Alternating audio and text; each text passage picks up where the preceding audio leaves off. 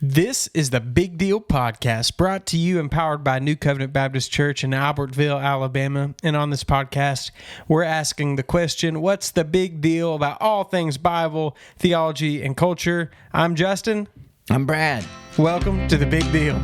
Did I just wake you up? Yeah, I was looking at something. You got to pay attention during the intro, man. Yeah, I know. I was. You reading the Bible, weren't you? Yeah, I did. I looked at the Bible and it distracted me. So if you're on YouTube, do the follow thing. And if you or like and subscribe or whatever it is, that would have worked. All right, okay, here we go. If you are listening on Spotify or Apple Podcasts, click follow. If you're on YouTube, you need to like and subscribe. That's how that works. And if you're not on any of those things, how did you get here? How in the world are you watching this? How did you get here? This is incredible, man. Just do the click thing where you can see us all the time. Yeah, and comment.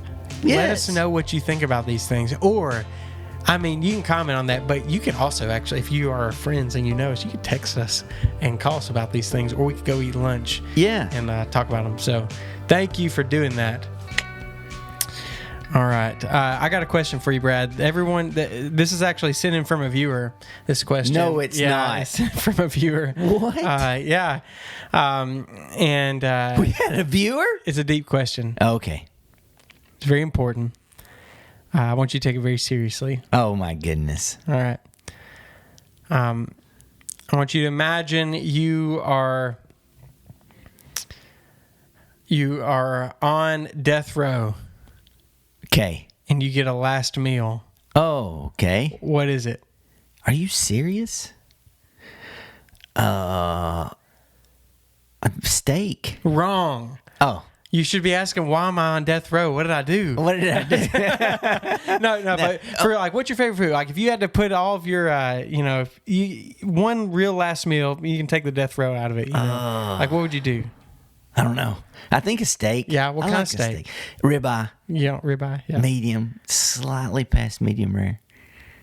Nice. And maybe do some sides? potatoes. Yeah. What kind of sides? Mashed potatoes or a baked potato and maybe some asparagus. Yeah. And then I'm gonna have some kind of cheesecake. Yeah. Cherry cheesecake. Yeah. Yep. And then I'll go die. Yeah. I guess.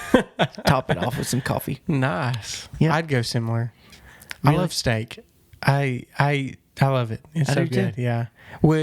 Is there a place that you have that you would like? You like this? You want the steak from like a really good being restaurant? fancy guy that I am, our favorite's Outback Steakhouse. Oh yeah, yeah. You like Outback? We're not super fancy. Well, we like their fried mushrooms, and look, every time their ribeyes like.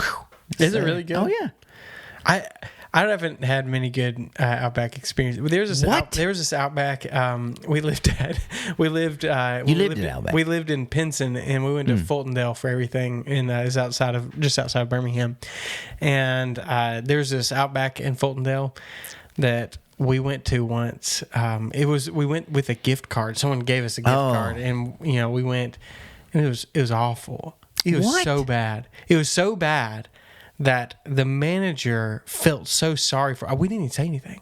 We didn't say anything about this. Like, our food came out like 30 minutes different from one another. It was like a burned up hockey puck steak. And this is a tragedy. It was a tragedy. And he felt so like we didn't even say anything. He came to us and he was like, "Guys, we messed this up so bad," and they gave us 2 $50 gift cards because of that. Wow. So we went there with a gift card and got 2 gifts. Still had that gift card. Yeah. And then we had 2 gift cards. We had a total of 3 gift cards now. And so we went back like several times. And they struck out every time? They struck out. Oh, and they did the same thing. What? Like, we ended up. Stop going there. Yeah. I don't think we ended up ever paying for a meal. The one in Huntsville is. It's always good. Yeah. Always. Yeah. There's a steakhouse in Gadsden that's good. It's like Longhorn or something by the mall. Like Longhorn Steakhouse. Yeah, that's good. It's good stuff there. Yeah. I do the Justin Pollock Steakhouse. Oh, I do too. Yeah, I love not that. the Justin Pollock one, but I do the Brad Williams one. I don't think big I've green ever egg. Serious about it. I've never had a steak out better than mine at home. Yeah. I don't mean that as a braggy thing. I like to cook. It's a hobby thing for me. Cooking, and I make good food. Yeah, I do think a lot of it's bound up in how good a cut of meat you got, though. Yeah, that's true. Don't buy bad meat. Don't buy bad meat. Don't buy it too thin. Choice, you can get great steak from I'll Choice. tell you a little secret. Yeah. Tell me a secret. You know that Choice and Select and all that stuff, Prime, is determined before they kill the cow. I've heard that. You told me that. Yeah, so it's just because it's Choice or Select doesn't mean that it's not better. Yeah. Than it actually the was eye test measured. On a steak is everything. Yes. Like, where's the marbling at? Like, how's it doing? How thick is it? Inch. All right, minimum. well, that's it. I'm going to go. We're done with the podcast. I'm going to go get me a steak. Yeah. So fun. That's what I'm eating right before. Golly, I could eat steak right now. We just had lunch. We just had lunch at our newest sponsor. Yeah. Firehouse Subs. Yeah, thank you, Firehouse. They're not our sponsor, but not. I bet they would. They might. They love Jesus at this Firehouse over here. They always play Christian music, you know? Yeah. They might like us. I don't know. We're also today sponsored by the U.S. Army. Look at Brad's hat. Can I show it off? Look, did y'all know he's in the Army? He is. He's an Army man. Yeah, he's a chaplain. Chappie. Yeah. That's right. We're not really sponsored by the Army either. Not at all. We have no sponsors. No, none. Actually, we do. New Covenant Baptist Church. New Covenant Baptist Church, where we both work. Yeah. All right. So, welcome to the podcast, everyone. We're going through the narrative arc of the Bible, okay? Everything from Genesis to Revelation. And, so far we've kind of hit every story along the way, and we're about to start doing some summaries. We're about to start taking some bigger chunks at a time here as we get through into this second half of the book of Genesis. A lot of the themes have been set for the entire book, and we're going to see that today's episode is it's a big deal. Yeah, it is appropriate for the Big Deal podcast. But you know what? Every single time you get into something in the Bible, you're like, "Oh, wow, this is a big deal." That's right. Yeah. If you read carefully enough, you're like, "Wow, this is a big deal." Turns out it's God's word. It is. It's like your favorite part of the Bible's the part you're in. Yeah, the part you just read this morning. Yeah. So this is the story of Isaac, and Isaac is Abraham's son. And Sarah's son is long foretold. Yeah, we've spent since chapter 12 all the way to chapter 21. Yeah, it's 9 chapters. And that covers about 30 years. 30 years of promise making from God, and we finally get the fulfillment of this promise with the birth of Isaac, whose name is laughter. That's what Isaac means, and it's because Abraham and Sarah laughed. Yes, about it. There's going to be more laughing soon. Yeah, there's going to be more laughing soon. So, Isaac is finally here. The promise has been fulfilled. Sarah gives birth to Isaac. And when it says, verse 4, chapter 21, verse 4, when his son Isaac was 8 days old, Abraham circumcised him as God had commanded him. Abraham was 100 years old when his son Isaac was born to him. Goodness gracious. Man. Dude, could you imagine having a newborn at 100 years old? No. Oh, my goodness.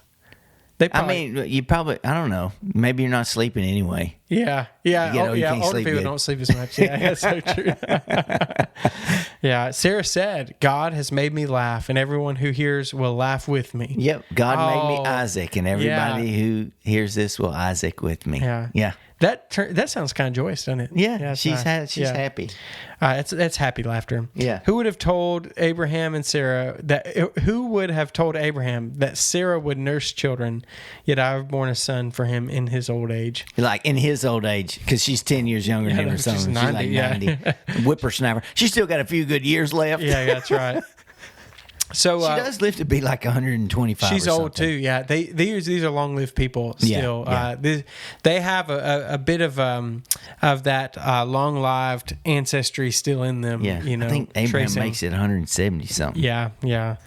I don't know what happened to all that, man. We're barely making it into our 80s these days. Oh, my goodness. I already look like the guy on the Indiana Jones movie. You are over the hill, man. That drank from the wrong cup. Yeah. Which part? The Last Crusade. I know, but it goes from like normal human to dust in like 30 seconds. I'm just about dust. You're almost the dust. I'm at the point where the guy goes, he is chosen poorly. Hey, low key, that's the best Indiana Jones movie. Is it? Yeah. Easily, actually. Ooh, I don't know. I'm kind of sentimental over Raiders. Really? Yeah, it was the first one. Yeah, it is the first one, but it's like I've never been able to forget the problem with it. Oh yeah, the problem that he does nothing for. Yeah, in the movie. It doesn't matter if he had been there or not. Yeah, yeah, but it's still a good movie. It's fun, but you don't figure that out till you're like an adult. I know. I watched it as a kid, and but I mean, I was a kid. I didn't really. He doesn't matter in The Last Crusade if you want to get right down to it. Does he not? No, they wouldn't ever made it in there without him. And the one guy that did get in there died. Yeah, you're right. Maybe. I don't know. I have to think about it a little bit more. They could have got the cup. Yeah. But that guy wouldn't have died. Yeah. And he still would have been like a plague on society. Yeah. So, I mean, I guess so, yeah. Yeah. But maybe he'll try to go in there himself and die. Yeah, he's a Nazi. He didn't get to die if he didn't teach him how to get in there. But it's such a great movie because of Sean Connery. He's so cool in that movie. He's cool. He's old. He's older in that movie, but he's like it's fun. He's probably like my age now. Yeah. He probably was. All right, we're looking that up, everyone. We're looking that up right now. Google, come to the rescue. How old? Dude, I'm in my Sean Connery phase of life. Sean Connery. And you call this archaeology? And Bible study? Indiana Jones. Okay. At the time of release, oh wow, this is actually wild. Yeah. Sean Connery played Harrison Ford's dad. They're only 12 years apart. Whoa. Those two actors. At the time of release, Harrison Ford was 47. Oh. And Connery was 59. So I am Harrison Ford's age. You are Harrison Ford's age. At that moment. But you look like Sean Connery. Oh! I could do worse. You could do worse than Sean Connery. Yeah, but, he looked old in that movie, though. Yeah. They made him look old, though, too. Oh, thanks. They did. Yeah, this is all natural right here, baby. Just hard living. Oh, man, that's funny. I can't believe Harrison Ford is 40. How old is Harrison Ford now? He's like 80. He's probably 70s. Ford age. He's 82. What? Yeah, he just made an Indiana Jones movie like last year. Did you see it? No. It was okay. They lean into his oldness. Oh, well, that's what I'm doing. They got to. The last one they made before this one with the skulls or whatever, they tried to make him like young, but they just leaned into it. Since we're talking nonsense. Yeah. This like, you remind me of a video game I wish I could make. Mm-hmm. Did I ever tell you about this? Tell it. I love this idea. So the idea is like you are a sheriff, right? Yeah. And you start out as like this young guy. So at the first of the game, you're awesome. Yeah. Like you have all your power-ups at the first of the game. But as the game progresses, instead of leveling up, you kind of level down because you get old. So like your quick draw gets slower, your vision gets worse. Yeah. You might be a little bit wiser, but your supers are worse until at the end you die. I love the idea because it's like it makes you like get better like at playing the game. You have to actually get better because your guy's worse. Yeah. But look, here's the thing, man. You just put that out on the internet. Someone's going to scoop that up, and they're going to come up with the game without you. You think they'll at least like give me a credit? Doubt it. Oh, people are jerks. Yeah, it's a great idea. Total jerks. Yeah, if you do that, just put Brad's name at the end. Yeah, we'll do some bounty hunting in that game. Yeah, it's gonna be fun. Like an old, western kind of western. Game. Yeah. Starts out as a bounty hunter or something, and settles down in the town as a sheriff, and then mentors a young deputy, and at the end he dies, and the new deputy takes over. It's a cool story. I like it. Yeah, I'm in on it. I'd play it. All right, so back to the Bible. Yeah. So Isaac's here. And there's this kind of interesting run-in with Hagar and Ishmael, which is, if you remember, that's Abraham's wife Sarah's handmaiden, who's like been given to Abraham as a concubine kind of person. Wife thing, I don't know. And Abraham and Hagar have Ishmael. And Ishmael's this wild man. And he's But he, as it says, the child grew, Isaac grew and was weaned, and Abraham held a great feast on the day Isaac was weaned. But Sarah saw the son mocking, the one Hagar the Egyptian had born to Abraham. It's interesting. When you're in trouble in the Bible, they don't tell your name. Did you ever notice that? Oh, yeah. They don't say, now Sarah saw Ishmael. Yeah, it'll say, the son. Now Sarah saw the son of Hagar the Egyptian. Whenever you, in Alabama, you get called by your full name when you're in trouble. In the Bible, That's they right. just drop your name altogether. So we just got this new cat. His name is a little kitten. His name is Gimli. Yeah. And the other day, he was doing something he wasn't supposed to. And I heard Steph shout from the other room, "Gimli, son of Gloin, get off that cat." His name's Gimli from Lord of the Rings. Yeah. And she went full son of Gloin. Son of Gloin, yeah. It's so funny. But that's right. In the South, we give you your full name. Yeah, and in the Bible, they don't say your name. No name at all. You don't get a name. Yeah, it's like woman, man, child. Yeah. You don't get a name. So Sarah saw the son mocking, the one Hagar the Egyptian had born to Abraham. So she said to Abraham, Mocking is not, it's translated mocking, but it's the word laughter. Isaac. How about that? He's Isaac-ing Isaac? He's Isaac-ing, but it's in a scornful way. He's Yeah, making fun of yeah. him or something. Picking on his little brother. Yeah, I mean, He's like probably 9 years older I mean, than him or probably the something. whole thing, like the whole situation. Abraham's 100 years old. Yeah. Like, he probably thinks this is ridiculous looking. You know? I don't know. Like, he's a young kid. yeah, he's a little punk right now. Yeah, he's in his punk stage. Yeah, middle schooler stage. Yeah. Hey, all you middle schoolers that watch this, We love you. We love you, but you're punks. Yeah. It takes a little bit. Yeah, you drive it. So she said to Abraham, "Drive out this slave with her son, for the son of this slave will not be a co-heir with my son Isaac." Ooh, I don't like that. But Neither did Abraham. Abraham didn't like it. It says this was very distressing to Abraham because of his son. It's his son. Ishmael's his. Yeah. But God said to Abraham, "Do not be distressed about the boy and about your slave. Whatever Sarah says to you, listen to her, because your offspring will be traced through Isaac. And I will also make a nation of the slave son, because he is your offspring." So Hagar and Isaac head out, man. They into the desert. Early in the morning, Abraham got up, took bread and water skin, put them on Hagar's shoulder, and sent her and the boy away. And it gets bad fast, actually. She gets lost. Yeah. When the water in the skin was gone, she left the boy under one of the bushes and went and sat at a distance about a bow shot away, for she said, "I can't bear to watch the boy die." While she sat at a distance, she wept loudly. So this is bad. So bad. Oh my gosh. God told Abraham he's going to take care of her. And so it's like, what's going to happen? Well, verse 17, God heard the boy crying, and the angel of God called to Hagar from heaven and said to her, "What's wrong, Hagar? Don't be afraid, for God has heard the boy crying from the place where he is. Get up, help the boy up, and grasp his hand, for I will make him a great nation." There you go, man. God's going to take care of it. A well of water. Yeah, then God opened her eyes, and she saw a well. So she went and filled the water skins, gave a boy a drink, and God was with the boy, and he grew. So God's taking care of Ishmael. Now, here's a funny thing. Have you heard this? I wonder if it's how accurate it is, like in Islam. But Islam says that they trace their spiritual lineage to Abraham through Ishmael. Is that true? I don't know. You don't know? I wonder if we can. I've heard it before. Yeah, but I don't know. I think they're all kinfolk, actually. Yeah, they are all Semitic people. Yeah. Does Islam trace their heritage back to Abraham? Oh, they do trace it to Abraham. I know that for a fact. Through Ishmael, they do. Yeah. Yep. Wow. Muslims trace their lineage to Abraham's son Ishmael. Well, that's wild. Like, what does it mean when they say Muslim? Then like, well, it's this is 75% accurate. Mm-hmm.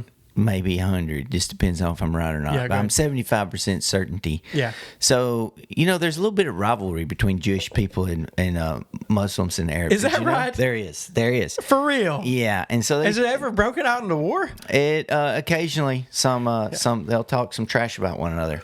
and stuff. But yeah, they say that this is like Jewish propaganda stuff. Oh, that God's actually blessing through the line of Ishmael, and this is. Oh, they've changed it up here. Well, it's funny about that is that like generally Muslims appreciate the Bible.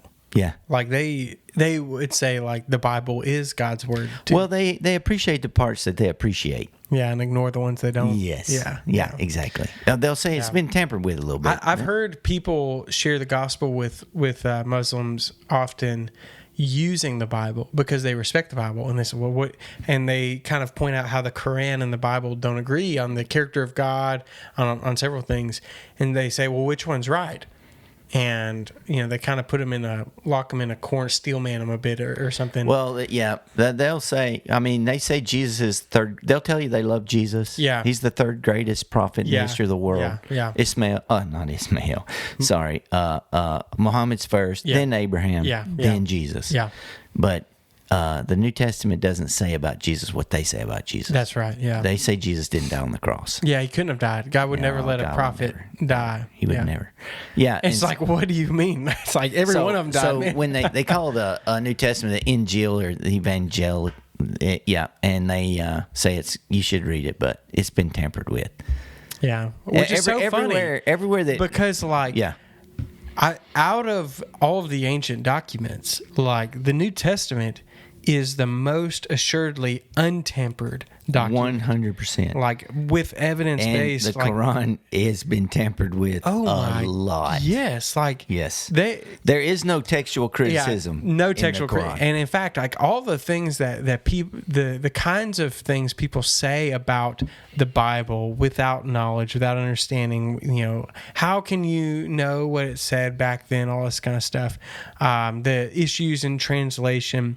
When they bring those things up about the Bible, the New Testament, it doesn't make any sense because we have this manuscript history. We have thousands. We have the thousands of manuscripts. In Islam, they literally destroyed all of them. Destroyed them all. So that they could only have one. And so all the things and they'll say we picked the right one, of course. Yeah. And so all the things that Christianity is accused of for our book is actually true for the Quran. Yeah, that's right. That we culled a bunch of documents that we didn't like. Yeah. That's not true for Christianity. It is actually true for Islam. And the Quran is a newer document with less attestations. By 600 years-ish. Yeah. This is 600 years after Jesus. Yeah. And we have thousands of documents from all over. Yeah. It's not like they're all in Jerusalem or something. They're in Egypt. There's a Western Jerusalem. Yeah. There's a Western Antioch, text type and an Eastern text type. There's like the Latin, Vulgate stuff. They kind of count but even just the quotations of the church fathers all over the world. Yep. And so the old saying is you can reconstruct the New Testament from the quotations. Do you of the have your Bible? If you're, is this the one that's bound up and stuff? Yeah. So if you're watching this on Spotify or you're on YouTube or something, this is the Greek and Hebrew Bible and stuff. One side is Hebrew and all goes to the middle, and the other side is Greek. And what you'll see if you get close to it, okay, I'm going to try to get this thing real up close to the camera. Look at that. Ooh. Trying to show them the apparatus? Yeah, I was going to show them the apparatus. You see Tell them about this. So what you're looking at there at the bottom is the apparatus, and it looks like probably just the squiggly lines and stuff to you, but all of those are manuscripts that they have used to make this text above, or where there might be an article difference or whatever, and it'll be like Papyrus 86 has the definite article and the other papyrus doesn't have a definite article or whatever, something like that. All the stuff on top is the actual text. Yeah. And it has little notes, and then you can look down here and you see every single one of these notes is citing specific manuscripts that we can go look at. Like you can look at they're actually most of them are online now. They're online now.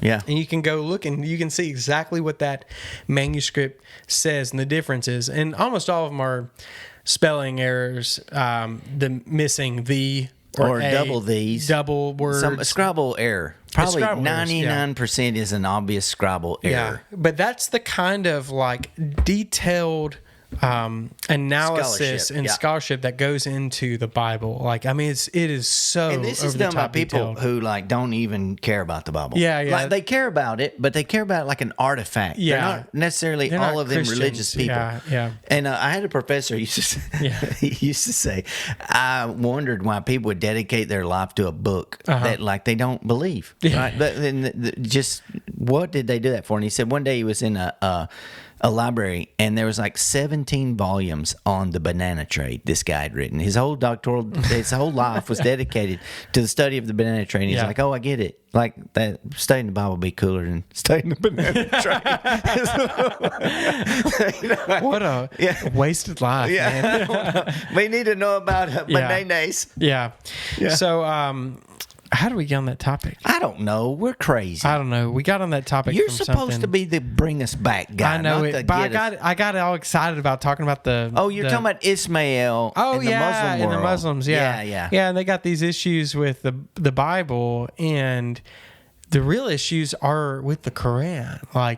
Like no one looks at it with a critical eye. It annoys me, the apologetic of like, you should read the Bible's a good book, but you know, it's just been a little bit tampered with, but it's still good. That drives me crazy. It's like saying Jesus was a good guy. It is, yeah. Jesus. What a convenient excuse to not listen to God. I know. Yeah, I know. It's the C.S. Lewis talked about that. Jesus is not a good teacher if he's not God. Yeah, I know. Because he's a nut. Yeah. He is on the level of a guy who says I'm a poached egg. Yeah. If he's not God. Yeah.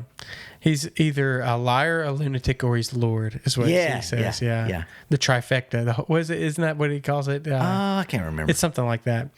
And so he either lied about everything. Doesn't look like that's true. Doesn't fit with what's in the Or he's text. An insane person. A lunatic. Yeah. But it actually, I mean, the things he says are like really good. It doesn't sound like and they've changed the world. But actually, the same thing can be said for the apostles, right? Yeah. If true. they were out there for money or power, they are the worst at it. Because every single one of them got killed. They all died. Oh yeah, I know it. And then when they write about themselves and make themselves look like idiots. Yeah. Like in the Gospels. Yeah. Yeah. People bring this up when the Gospels are attacked, and like, well, you know, especially the resurrection of Jesus. Obviously the apostles stole the body and hid it, and like that's obviously what happened. Yeah. And it's like, okay, all right, so maybe we have a conspiracy going on here. Yeah. You know, and everybody loves a good conspiracy. Yeah, I love conspiracy. The apostles stole the body and hid it. Okay, what would it take for you to cave and uncover the conspiracy that you've made? Yeah. Perhaps being tortured to death. Yeah. Right? What are you getting out of this? Yeah. Like, surely you have to get something. You have to get wealth. You have to get women. You got to get something. Money. I guess that's wealth. Fame. Yeah. Yeah. They get none of those things. Nothing. They make no. In fact, the command that they in the marching orders that they follow is they give all their money away. Yeah. They're super generous. So they're not making any money. They're not getting a bunch of women and that kind of status because the marching orders they're following is monogamous relationships, one wife. Yeah. You know, so they're not gaining that kind of status, and they're not getting famous either, man. They're getting killed. Because look, if you look at the heretics of our day and through history, they're always reaping stuff. The first thing the heretics do, man, the first thing, it's Turn like, I've heard sex from cult? God, and we're going to get a bunch of wives. It's like the first thing. First thing, yep. Monster radicals. Yeah. Mormons. Latter-day Saints. Yep. Yeah. We'll only disrespect the fact that they're polygamous. They don't like being called Mormons no more. That's right. They like to be called Latter-day Saints. That's right. Yeah. Oh man. Respect it. Yeah. I don't know what is. I don't know why it is. I know. Yeah, it's kind of weird. Yeah. Anyways, again, we're on a rabbit trail this afternoon. Yeah. How did we get on this? It's all your fault. You're supposed to be the straight man. I am. I'm supposed to keep us on track, and I'm taking us off the track. Yeah. I can't get back onto the track. Stop. Get on there. The track is Genesis chapter 22. Okay, we're going to talk about Isaac getting offered finally. We are. So Isaac is a wee little lad, and the fulfillment of God's promise. And then some of you may be familiar with this story. I would say this is one of the more famous ones from Genesis. Yeah, there's a little excerpt, though, that happens. Maybe we want to mention. Abimelech shows back Abimelech, up. So Abimelech's one of the guys that Abraham gave his wife to. Yeah. And one of the guys. Yeah, one of the guys. The other one was the Pharaoh. Yeah. They're both kings. You know, she got to live in the palace twice. Yeah. Oh, man. Egypt and Philistine. Yeah. She gets a chance each one. So there they are, and they're fighting over whales. Yeah, whales. Not like humpback whales, but yeah, no, it was like a water whale. Whales, yeah, because they're in the desert. Yeah, and, it's important. They make a covenant, and they're like, "Hey, let's don't kill each other no more. You be good to me, I'll be good to you." And they're Philistines. I know it. And they live together in harmony. And as soon as the Pentateuch is over, all out war with the Philistines. You know how you say Philistine? You know how you say Palestinian in Arabic? Oh, wow. Philistine. For real. Yeah, same people. How about that? Yeah. Yeah, it's been all out war for a long time. They've been not getting along for a while. Yeah. Yeah. Yep. And so he sojourns with them. The reason that's important is God's promise that those who bless you will be blessed. Easy. So why is Abimelech here? He's being nice. Yeah. I'm sorry. I feel like I just super distracted you. You did. Drinking that straw. Everybody's like, "What's he doing, man?" I put it down, everybody. And Sorry. then the same thing's gonna happen to Isaac soon. You're gonna get in a fight about whales. That's right. Yeah. And the same thing happened with Abraham and Lot. Yeah, they get in fight about whales are important. I mean, Abraham said he dug that well. Yeah. Like, that's hard work, man. Yeah. I want to get a well on my farm. It wouldn't fit. And you don't have enough water. I do. To fit a whale? Yeah, you can dig wells. You don't need much room at all. You just dig straight Have you down. ever seen a whale? Yes. But the wells they do now are not They're like the wells of those the days. size of like 2 school buses back to back. Not that kind of well. I was talking about the water animal. Oh. Because I was making a joke. What are you doing to me, man? I was like, what is he talking about, a cistern? Yeah, no, I was just making a joke. Everybody's confused. I'm just a dummy. You're out today, man. You are out. Yeah, so it's I need a well, and they're expensive. Yeah, they are. They're and back in the old days, they had to just dig it with like shovels, and they could collapse on you and kill you and stuff because you had to keep going down there. And it's like pretty narrow of a hole to dig like that. I don't want to be that. But hey, for our apocalypse crew, that would be a big deal if you had a well. You got to get a well. Yeah. So we're all counting on you, buddy. Mm-hmm. Go start digging. Yeah. Oh, I better get that well done. You better start digging. So, anyways, they make a pact, a covenant with Abimelech. That's great. And then we get to what's called the sacrifice of Isaac. This is kind of an iconic story in the Old Testament. Kind of. It's 100%. It ain't even kind of. It is. I would say some people that aren't familiar with the Bible might not know about this. Really? Yeah. Maybe. You might be right. I think people that are around church have probably heard it several times. Yeah. But folks that haven't been, it might be new to them. Yeah. And it's a tough one. Yeah. It's hard. So it says, after these things, God tested Abraham and said to him, "Abraham, here I am," he answered. Here I am. Here I am. Here. Yeah. "Take your son," he said. Your only son. Oh, your only son, Isaac, whom you love. Go to the land of Moriah and offer him there as a burnt offering on one of the mountains I will tell you about. What? Could you imagine? And he draws it out too. Take your son, Isaac, your only son. Whom you love. The son that you love. And go burn him up as an offering on Mount Moriah. Oh, my goodness. What? We're getting a bad connection. Yeah, for real. Me and Brad were just talking about this a little while ago, that it would be a weird but really cool gift to be able to read the Bible for the first time in adulthood with fresh eyes, no presuppositions, like read it for the first time and not know what's coming. And you get to this passage and you'd probably freak out. Like, what is happening? Yeah. And the story's purposefully drawn out. Because it's like, and they get up the next day, and he gets a couple of his guys, and it says Abraham went out and split the wood for the offering. Yeah. Like, we need to know this information. He's like splitting wood for 3 days. I know. He's like getting ready for it. Yeah. But you can imagine what's going through his brain. Yeah. I'd be taking my time too. Like maybe I was like, I'm just messing with you, buddy. Yeah. On the third day, Abraham looked up and saw the place in the distance. Then Abraham said to his young men, "Stay here with the donkey. The boy and I will go over there to worship. Then we'll come back to you." Abraham took the wood for the burnt offering and laid it on his son Isaac. In his hand, he took the fire and the knife, and the two of them walked on together. Hey, what did he tell Sarah? We just going on a trip? Oh my gosh. I don't know. It doesn't say. It doesn't say. Oh, man. He probably didn't tell her. Should have stabbed him. I don't know. I don't know, man. This is a hard one. I know. Then Isaac spoke to his father and said, "My father." And he replied, "Here I am, my son. Here I am again." Right? Yeah. Isaac said, "The fire and the wood are here, but where's the lamb for the burnt offering?" Abraham answered, "God himself will provide the lamb for the burnt offering, my son." Then the two of them walked on together. How about that? Now, it's something kind of funny here. I don't know if have you seen this. Do you have a little note in your Bible about verse 8? God himself will provide. Mm-hmm. What does yours say? Oh, I don't know. Verse 8. What does yours say in verse 8? God will provide for himself. That's so weird. This is like one of those translation things that's annoying to me. Yeah. If you're reading like a CSB Bible, you'll have a note there. It'll say see. The word is ra'ah. It's see. Yeah. It's just like see with your eyes. Or the most metaphorical understanding you can get is understand.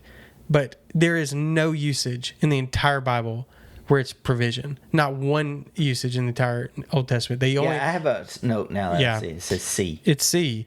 And God himself will see for himself the lamb for the burnt offering. And, the place that they're in is Moriah. It's Moriah. It's condensed. It's Ra'ah. It's the vision. Mountain of vision, or it's kind of like the idea. And so he's going to like see. He's going to understand.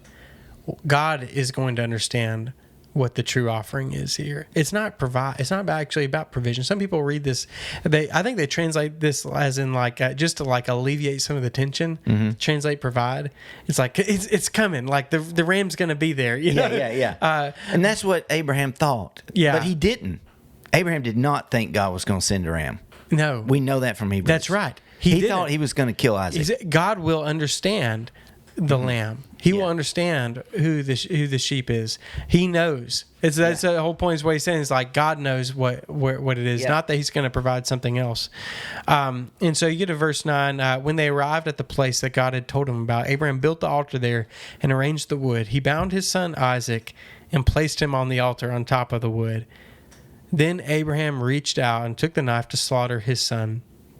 But the angel of the Lord called to him from heaven and said, "Abraham, Abraham." He replied, "Here I am." Third time, right? Then he said, "Do not lay a hand on the boy or do anything to him. For now I know that you fear God, since you have not withheld your only son from me." Brad, what is going on here, man? Well, there's a big test happening here. Yeah. And it's weird. Yeah. Because God never asks anybody ever to sacrifice their children. Yeah. And later in the Bible, he says that people who pass their children through the fires for Molech. Yeah. He said, I never even thought to even ask you to do such a thing. Yeah. Like, what are you doing? Yeah. It's when Israel goes apostate and they start sacrificing their own children to false gods. And God says, I would never do that. Yeah. Like, why would you do that? Yeah. But here he did. He asked him. So why would God do that? Like, what's the purpose? Why did he do it? Why did he test Abraham? Is that what you're asking? Yeah. Well, we get a picture here, right? Mm-hmm. Of God and his son, and the idea of God's provision does pop up here because the lamb's caught in the thicket. Abraham's son doesn't die. So here's the thing. With the death of Isaac, the promise is gone because he's the son of promise. Yeah.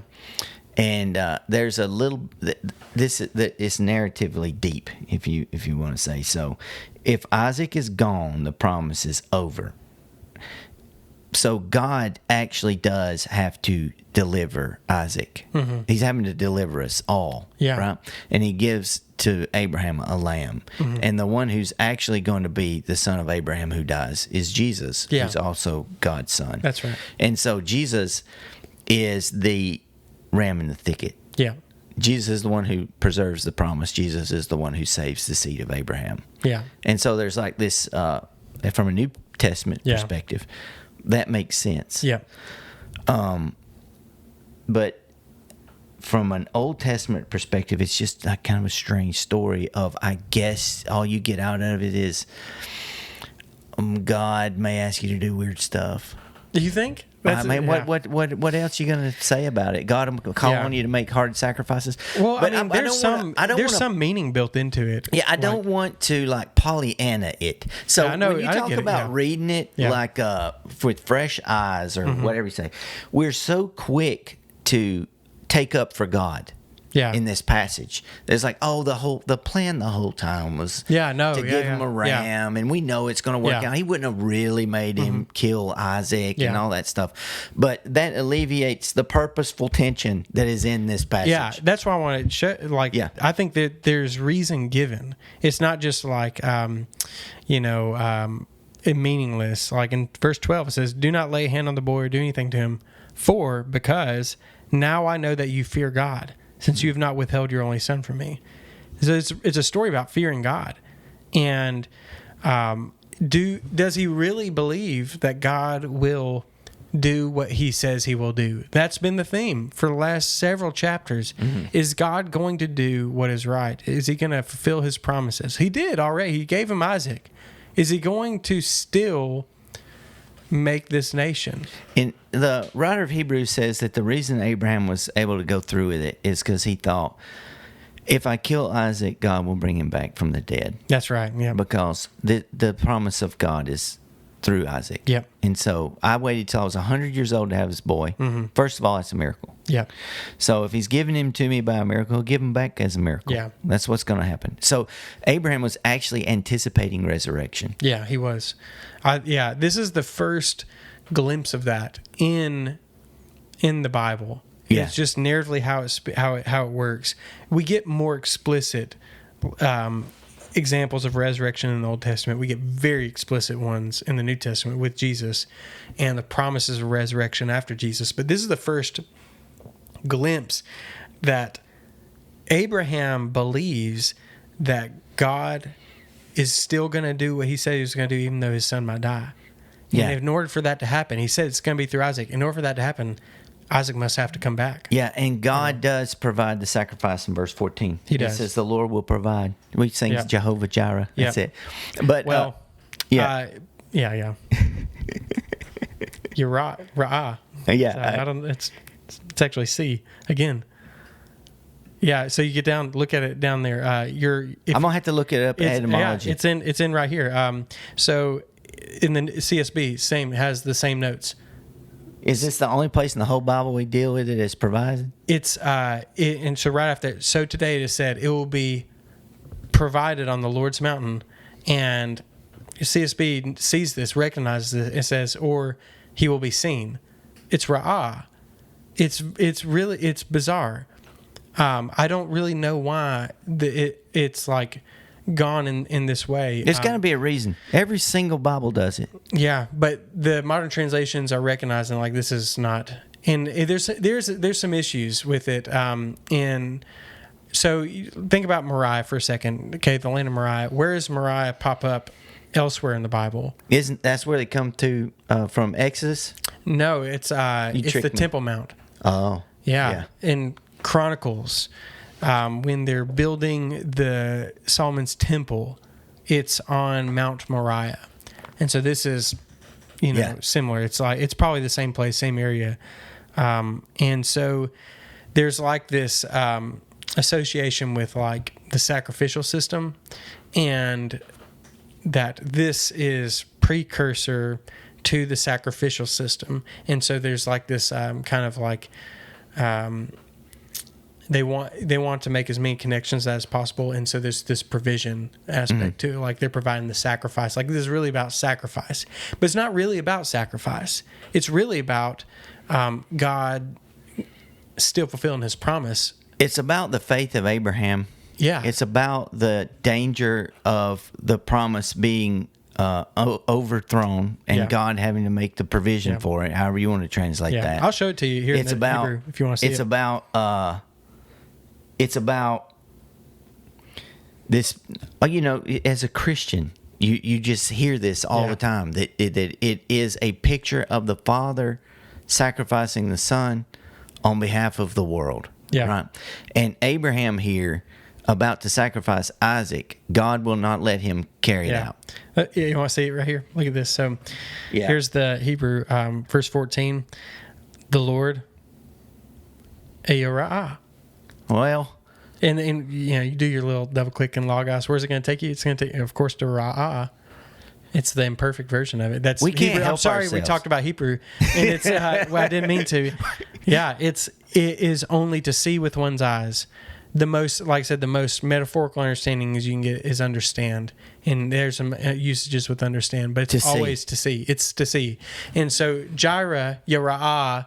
There's songs about that. Jehovah Jireh and He stuff. will provide. It's not He will provide. He will see. He will see. Yeah. He will understand. And that's what he told Hagar. Yeah. You are the God who sees me. You are the God who sees me. And I think it is metaphor. I think it's the understand. It's the seeing into the heart is the point of this. Mm-hmm. That God is like peering deep into Abraham's heart and seeing you are for real. You fear me. You believe me. You really do believe me. This is the biggest example yet of it. Could you imagine, like what has tested his faith in such a way as this? Waiting is nothing compared to sacrificing the fulfillment of your biggest promise on an altar.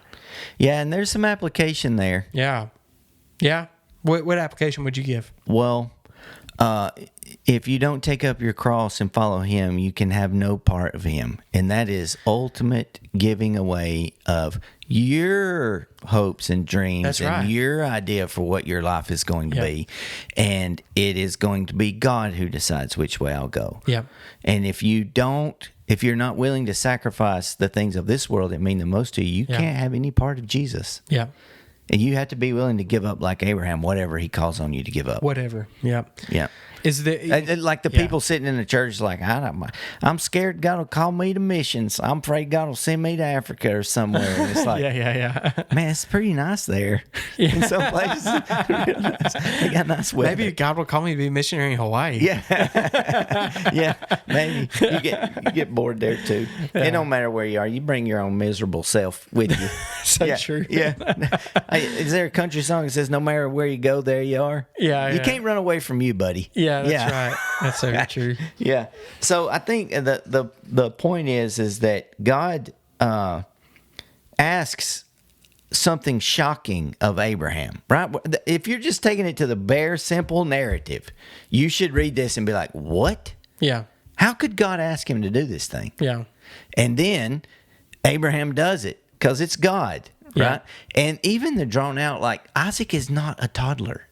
No, he's old not. enough to say. He's carrying limbs. Yeah, he's like, hey, Dad, we've got the wood and stuff, but I think you forgot to sacrifice. Yeah. He's like, God will see it, son. Yeah. He will. Yeah. And so he keeps walking, and then he ties him up. You think about it, like, this is worth reflecting on. Could you imagine him saying, God will see it, son? God will see what? Yeah. The sacrifice. He is seeing it. Yeah. It's Abraham walking up the mountain. It's him tying up his son. That's a sacrifice. It's like he is seeing the sacrificial heart that I will give anything to you, God. Yeah. And everything. Because it's already yours, and you will always fulfill your promises no matter what. There's a great painting by Rembrandt. Oh, yeah. Have you seen it? Look how cultured you are. Oh, my goodness. Yeah. You should look up The Binding of Isaac. I'm about to do it right now. It's called The Binding of Isaac. Oh, I love that painting.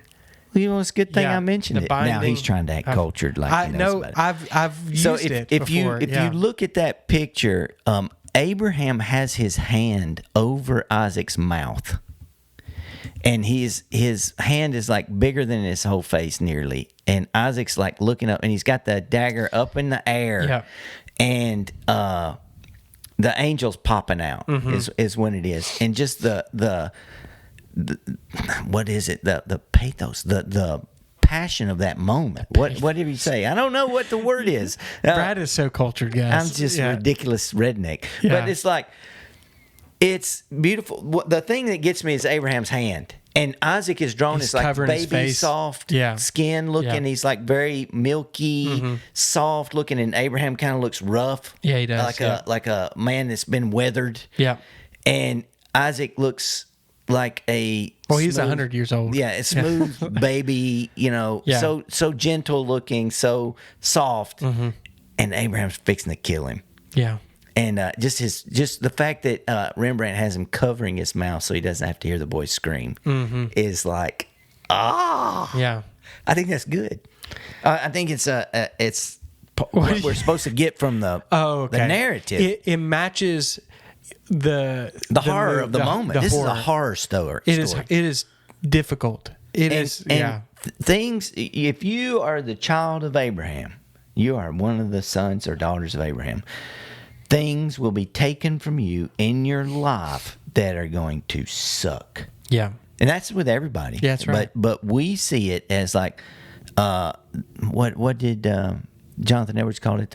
Was it Jonathan Edwards that called them severe mercies, or was it his wife? I don't know. That God takes things from our life as a mercy, but it is a crusher, a severe mercy. Yeah. And nobody gets out of life without these things. That's so true. And so there he is, man, being stretched out on the altar. Abraham's got his hand over his mouth, and the angel pops out just in time. Abraham was going to do it, man. He was going to do it. He was, yep. Yeah, so he says in verse 15, Then the angel of the Lord called to Abraham a second time from heaven and said, By myself I have sworn, this is the Lord's declaration, because you have done this thing and have not withheld your only son, I will indeed bless you and make your offspring as numerous as the stars of the sky and the sand of the seashore. Your offspring will possess the city gates of their enemies, and all the nations of the earth will be blessed by your offspring, because you've obeyed my command. When he repeats this again, it has this vibe to me, like Abraham was like on the edge of a cliff and about to fall off the wrong way, but he didn't. Like it could have gone bad real fast, and it's like a, there's kind of like wipe the sweat off your brow moment in two ways. One, he did not have to sacrifice his son, but also two, that if he would not have done this, then we don't end up with this, the nations of the earth will be blessed by your offspring because you have obeyed my command. And because that ultimately leads to Jesus, where this culminates with God saying, it won't be your son, Abraham, that dies as an offering. It will be mine. Yeah. There's also this narrative design of repetition, that things that keep coming up. Yeah.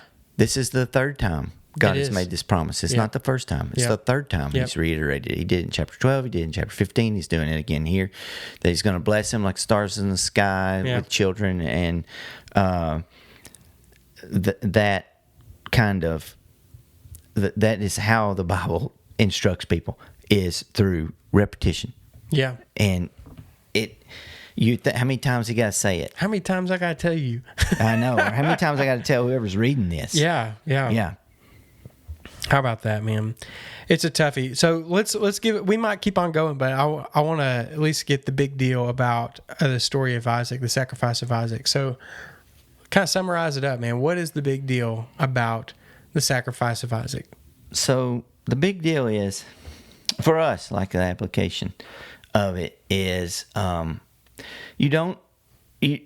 this is a massive surprise to everybody involved, right? Abraham did not expect to wake up and God say, hey, your son you love, your only son Isaac, you need to take him up on the mountain and sacrifice him to me as a burnt offering. Not just like kill him, but you got to burn him up for me, like he was a lamb or something.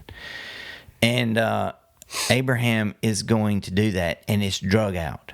Like he didn't just say, okay, let's go. It's like he cuts up the wood. He takes 2 men with him. They lay it on the back of this donkey. They take a 3-day journey to Moriah. They start walking up the mountain. And Isaac's like, where's the sacrifice? Yeah. And Abraham's like, it's the Lord. Just come on. The Lord will see, right? Yeah. And so the pain of this sacrifice is there, right? Yeah. I mean, it's like, what is God doing? And if we're reading this, we're like, what is God doing? What's Abraham going to do? If there's ever a moment or ever a person ever in the history of the world who could just tell God to suck it, I'm not doing it. I'm not going to go up there and kill my son. You'd think that this would be the guy, right? Yeah. That would be the one. And he doesn't. And he's commended for it. And God rescues his son at the last moment. And it turns out well. And so what excuse do we have as children of Abraham when God asks things of us to give to him, things that are already his? Yeah. We don't have excuse. We have to live by faith, not of things of this world. God's not going to ask you to kill your children. But there are things God is going to ask of you in your life that are going to be painful to let go of. Yeah. He is going to ask you to let go of things that are going to be painful. Your pride. Yeah. Oh, yeah. He's going to ask you to let go of your pride. You're going to have to give your money. Yeah. You're going to have to give up your time. Yeah. You're going to maybe have to give up your job. Mm-hmm. You're going to have to give up your dreams for whatever I had written down as the plan for Brad is over. Yeah. It is, what is God's plan? What does God want to do? What would God have me do in this moment? What does Christ's love compel me to do in this moment? And that is how he is the archetype of faith for us. Yeah. And God is asking of him, and if you feel this and you're like, this is a horrible thing for Abraham to have to do, then to lay on top of that the story of for God so loved the world that he gave his only begotten son. It's the same language. Yeah. That whoever believes in him will not perish but have eternal life. Or when Jesus is being accosted by the religious leaders, and they say, we're sons of Abraham. How dare you? And he's like, you're sons of your father the devil. If you were sons of Abraham, you would listen to me. Yeah. For Abraham saw my day and rejoiced in it. Now, when did Abraham see it? When did he see Jesus' day? When did he know? I guess here, man. Yeah. Yeah. The Lord himself. Mm-hmm. There's the ram in the thicket. We can talk about Hebrew words or what, but God did provide that day the sacrifice that's true. For Isaac. Yeah, and that is the prefiguring of Christ, and that's what he does. So it's a huge thing, and it's our lives. We have fun in it. There's some laughter, right? There's some Isaacing, but man, there's some hard stuff in life. Yeah, and this is serious business. Being a follower of God, no telling where it'll take you. Yeah, I think that's a big deal. Hey, real quick, maybe we can, I don't know if it has to be quick, but I think like it's worth having a bit of an answer on like the apologetic issue in this. This is something I think that a story like this can be drawn into kind of like a legitimacy conversation for the Bible. Like, how can a good God ask something like this, right? Yeah. And it's like related to the question of evil and like, or the problem of evil, I guess what I mean. And like, would a good God ask someone to kill his son? Yeah. And I mean, I've heard, that being brought up in those kind of debates and with atheists and especially new atheism and stuff. So I think people are interacting with that stuff too. How would you answer that kind of stuff? Well, my answer is pretty harsh, so you can fix me. I don't know if I need to. We don't own anything. Mm-hmm. Everything belongs to God, and he can do with his things as he pleases. Yeah. You cannot sell your soul to the devil because you don't own it. Mm-hmm. You can't sell it. It's stupid to say that. That's true. So God can kill Isaac anytime he wants. Yeah. God can have Abraham kill Isaac because he's not bound by the same rule set we are because we're not God. Yeah. And what I mean by that, it doesn't mean that he can literally do whatever he wants, because whatever he does is always good. But he's God. Yeah. And he owns this stuff. Like, you can't take my car and set it on fire. But if I own it and have the title to it, I can take my car and set it on fire. Mm-hmm. It's mine. Yeah. And I could say, hey, man, take my car and set it on fire. And you could do it because it's my car. God owns everything. It's all his. And every gift, everything belongs to him. And so when people object, how can God do this? Well, he's the only one who can. He's the only one who can ask this. Yeah. He's the only one who can. Yeah, that's right. And it's related to the question is like, can God murder? No. That's right. Yeah. He can't murder, but he can kill. That's right. And because it's like this, and God, is it wrong for God to kill?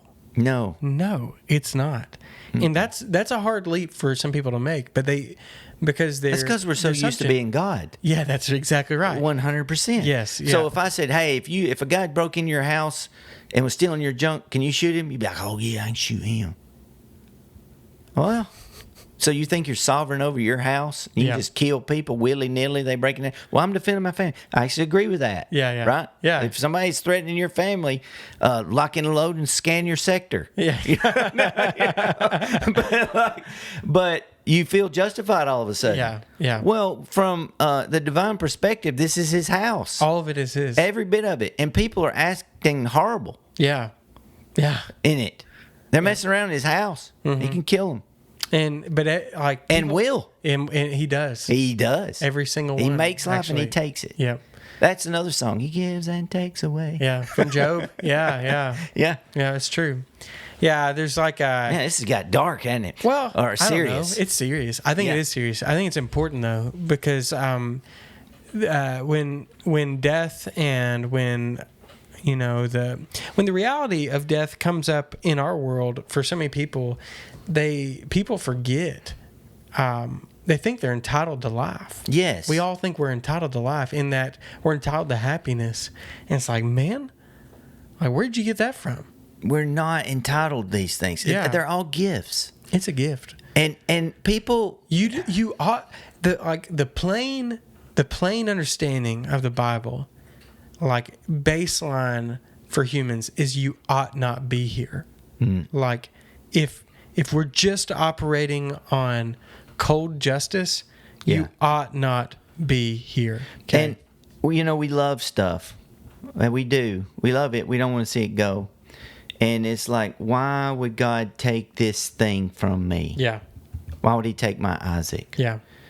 And if you can ever get past that to why would he have ever given me Isaac in the first place? Yeah. Well, Shakespeare said, yeah, it's better to have loved than lost than never to have loved at all. Yeah. That's profound wisdom. It's said so flippantly. Yeah. But like, people, when they lose loved ones and lose things, sometimes there's like this, would it have been better? Like when bad stuff happens to you, would it be better having never known this person? Would it be better having never known this joy and then lose it than to have had it and lost it? It's insanity. It is. But pain makes you insane. Yeah, pain makes... So, like, I live this. I live this like every day, like with Archer. Most of you guys know. I know I was over here squirming in my seat about this. I'm sure you were. Yeah, the whole time. Most of y'all know that my son is severely disabled and sick, terminally. And here's the thing: it's like, so you live with this like pressure, like he could die, he will die one day from this disease, and his name will be called. It's going to happen. Usually that happens for people later on in life. Usually it doesn't happen to your kids. You don't have to watch that happen to your kids. Usually that happens to you, and your kids have to watch you. And this is reversed. And there's a haunt in your life that you try to shake all the time. Is like, and it says like, why did we even have a kid? Why? Like and it's this haunt. And then, but it's total insanity because he's such a blessing. Mm-hmm. He's so incredible. Like, if God gave him to me for 5 minutes, and all I got was 5 minutes, it'd be the best 5 minutes ever.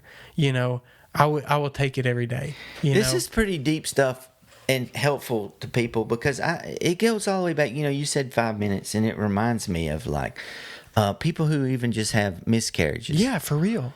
I've written about this before, and it's every single person changes the world. Yeah. Even the stillborn. Oh, yeah.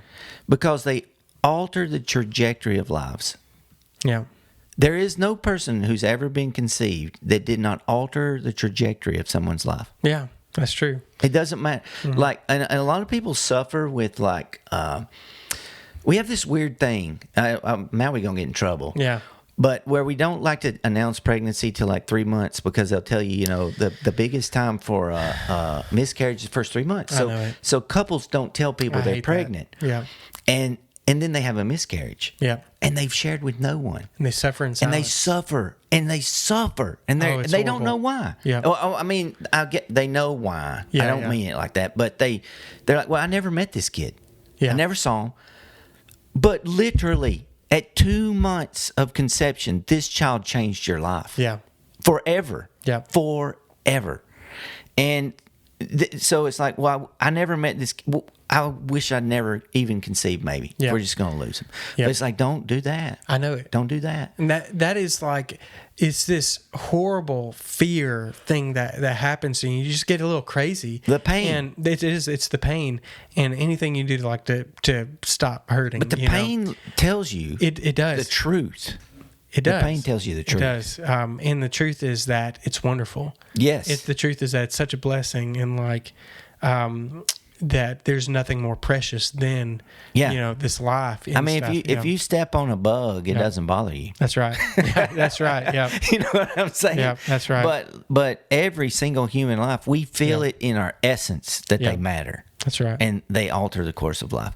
And I think we get stuck on the big deal sometimes. And sometimes the little deal is the big deal. Yeah. When I teach people about the outcome of your life, because we talked about this in Hebrews 13, the outcome of your life, you should imitate your leaders and observe the outcome of their life, he says. These little touches, or whatever you want to call it, these little crossroads that people come to in life. Here's Abraham, take your son up here. His life is forever altered. There's a right and there's a left exit. And he takes the exit to the right and moves towards God. Yeah.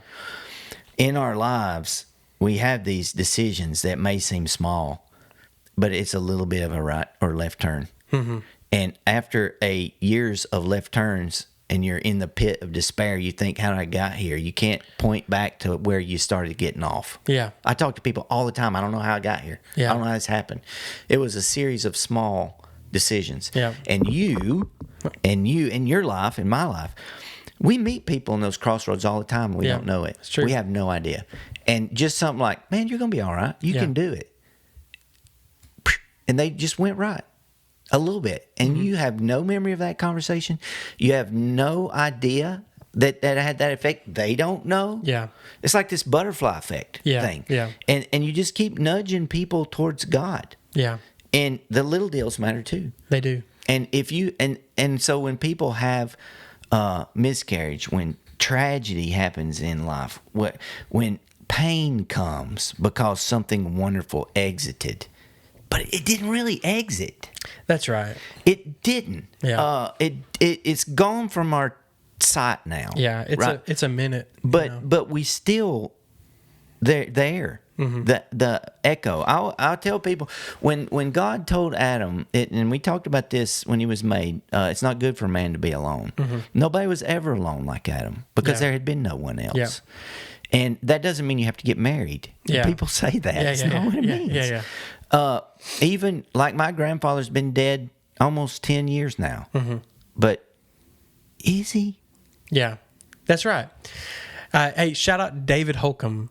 Yeah. Our church member, love you, David. He watches the podcast. Oh, hey, David. I should have fixed my hair. Me and him were talking yesterday. He told me he saw Archer. Archer got to come to church yesterday with Steph. He doesn't get to come all the time, but he came, and he's just trying to encourage me. And he was like, he's still praying for Archer, praying for a miracle, all these things, And I super appreciate that. I think that's wonderful. Why not pray for that? You should absolutely pray for that.